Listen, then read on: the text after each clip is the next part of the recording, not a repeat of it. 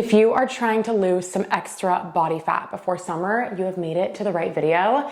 And hey guys, my name is Tina. Welcome back to the channel. Yesterday on my Instagram, I posted about how I'm gonna be going into a small fat loss / cutting phase. And I got so many direct messages from you guys asking so many questions about how this works, how I'm doing it, all the stuff. So I thought it would just be simpler and more fun to make this little video going over all the basics.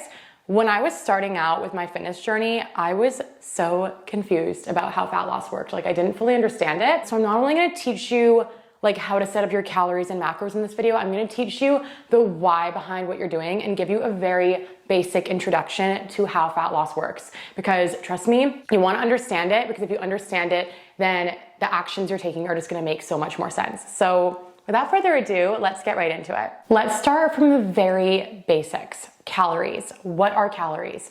Calories are how we measure energy. So for example, if I say that I burned 300 calories on my jog this morning, that means that I expended 300 calories worth of energy. It's measurement of energy. Now there are 4 main ways that we burn calories in a day, and this is important, so stick with me.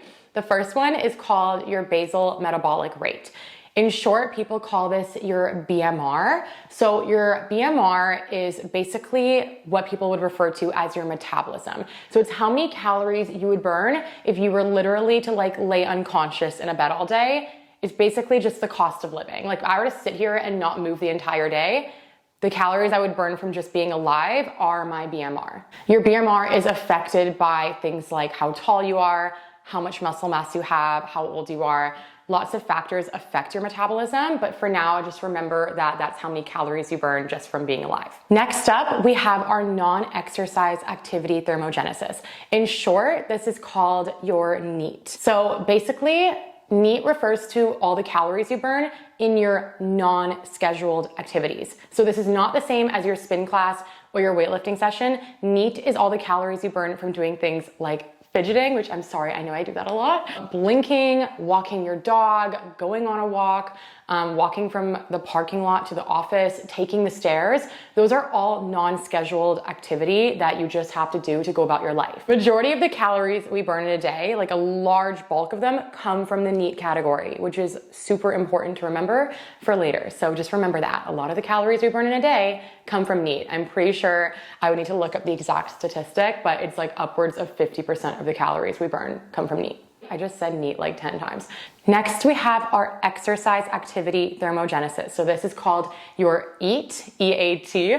So this is the scheduled activity. So this would be like your spin class, going to the gym and doing your training session, going on an intentional jog. So all the calories we burn from our scheduled fitness regimens are EAT. And the last one is thermic effect of food. We call this TEF for short.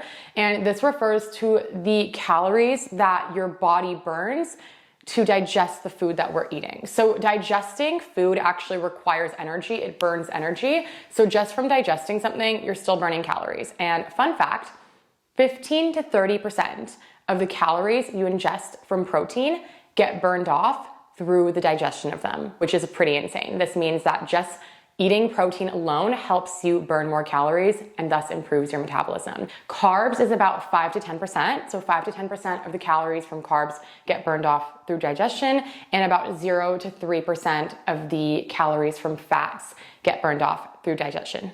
Now these 4, your BMR, your NEAT, your EAT, and your TEF make up what's called your total daily energy expenditure, TDEE. Total daily energy expenditure is the total amount of calories that you burn in a day when everything is taken into consideration. The calories you burn from exercise, the calories you burn from your walk, from stretching, from blinking, from thinking, from digesting food, everything. Everyone's total daily energy expenditure will be different from the next person. Mine will be different from yours because it depends on how tall you are, how old you are, how much muscle mass you have, how active you are. Do you work out a lot? Do you go to the gym a lot? Are you a more sedentary person who's sitting all day? So for example, a 6'4" muscular man who's a basketball player and is very athletic is going to burn more calories in a day. Their TDEE is going to be higher compared to a sedentary older woman who is sitting behind a desk all day, not going to the gym,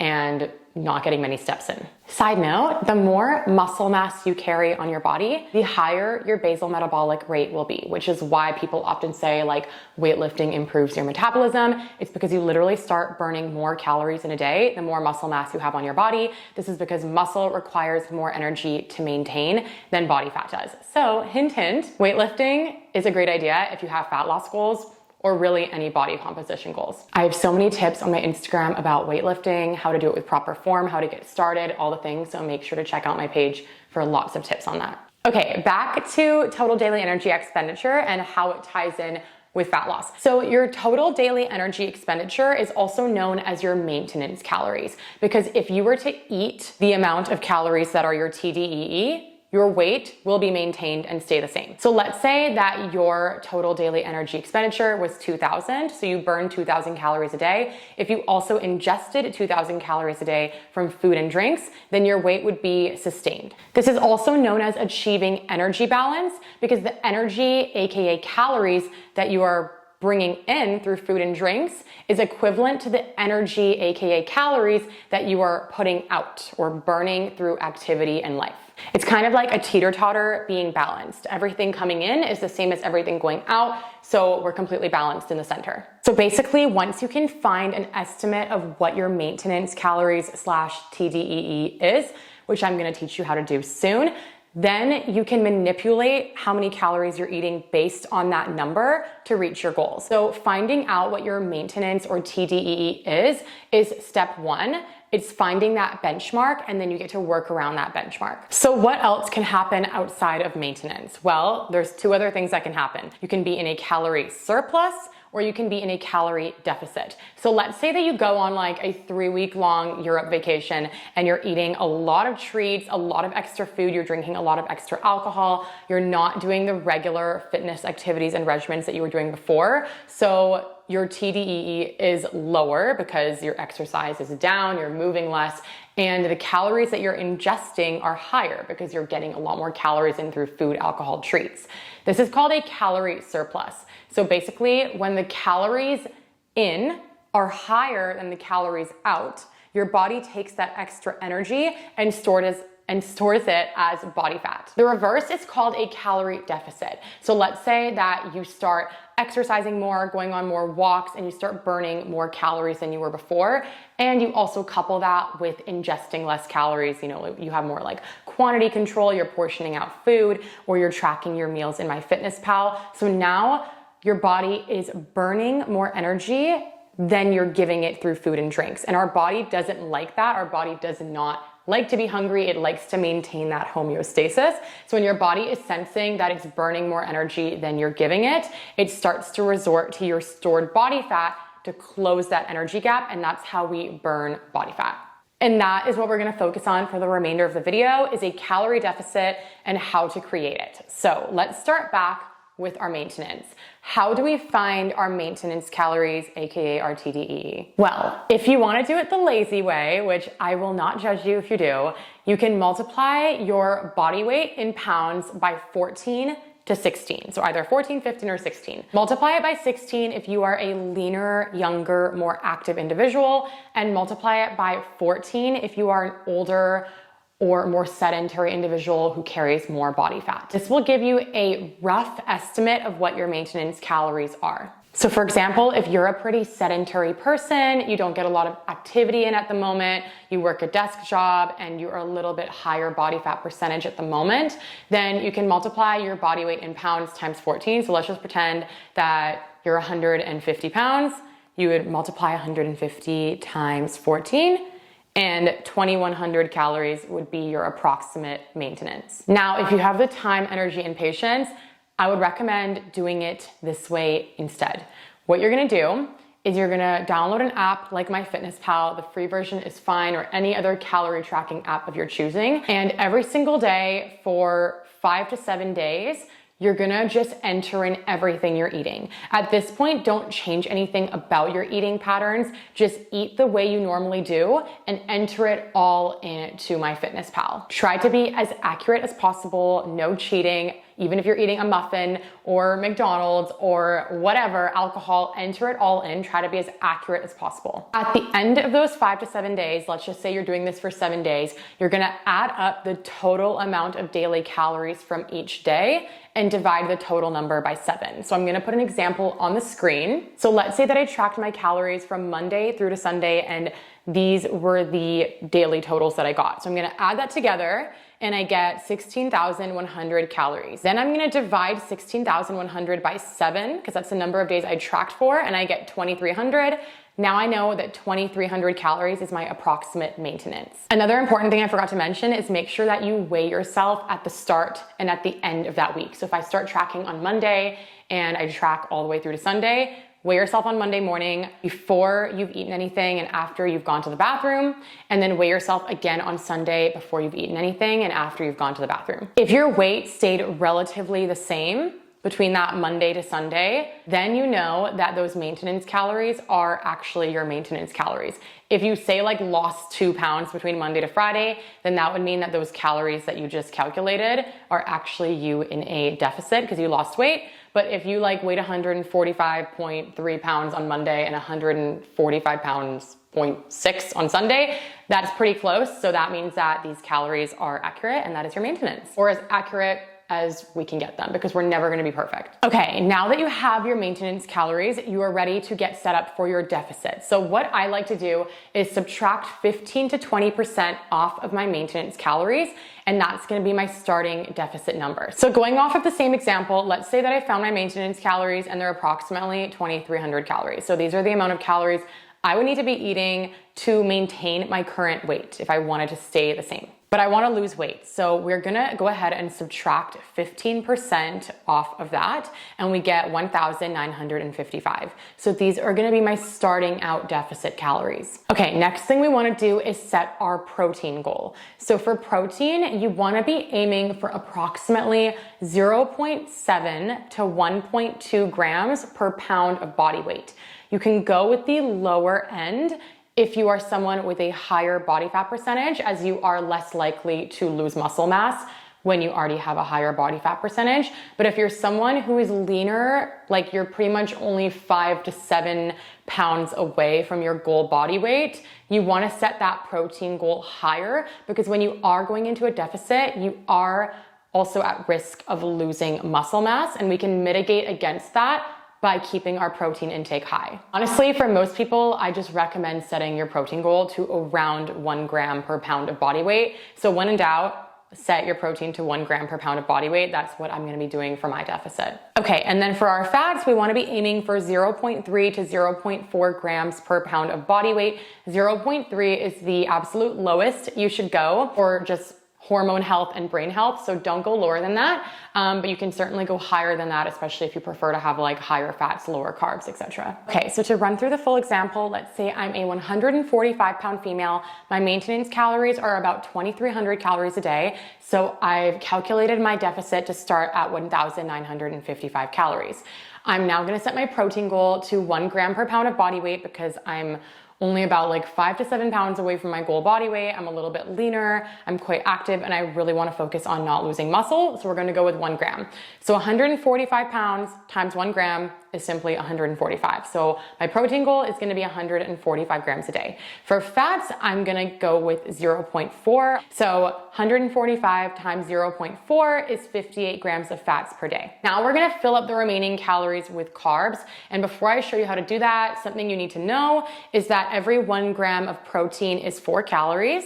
Every 1 gram of carbohydrates are 4 calories, and every 1 gram of fat is 9 calories. So if we wanted to convert the grams of protein and fat back to calories, I would just take 145 grams of protein, which is my protein goal, multiply that by 4, and I get 580 calories. Then I'm gonna take my fat goal, which is 58 grams, and multiply that by 9, and I get 522 calories. Now we're gonna add up 580, the calories from protein, and 522, the calories from fat, and I get 1,102 calories. Okay, now we're gonna take my deficit calories, which are 1,955, and subtract the calories from my protein and fats, which is 1,102 calories as we just calculated. After we do that, we get 853 calories left for carbohydrates. So now we want to convert that number back into grams, and we know that 1 gram of carbs is 4 calories.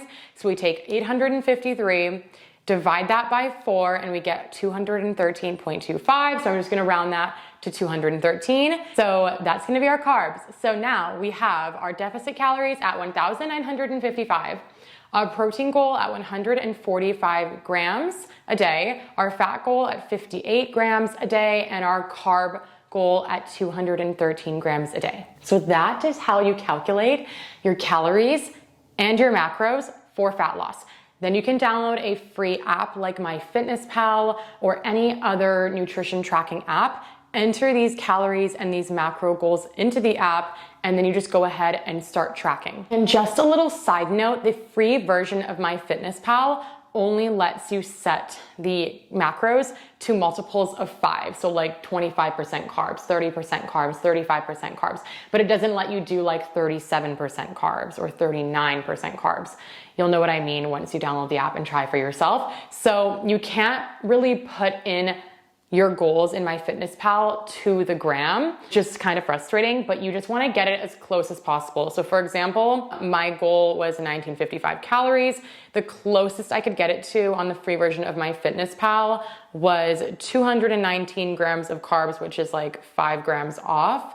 146 grams of protein, which is only 1 gram off, and 55 grams of fat, which is 3 grams off. So this is not that big of a deal, and that's totally fine. Or you can upgrade to the premium version, and then you can put in everything to the gram. Also, if you enter these numbers into MyFitnessPal and then you decide like, oh no, I actually want my carbs to be a little bit lower and my fat to be a little bit higher, that's totally fine. So it doesn't necessarily matter how much of each one you have. The most important thing is that you're sticking to your calories and you're sticking to your protein goal. And you can play around with the carbs and fat and just let them fall where they want to fall or adjust them to suit your personal lifestyle preferences. Also, hitting your calorie goal is honestly going to be the most important thing when it comes to fat loss.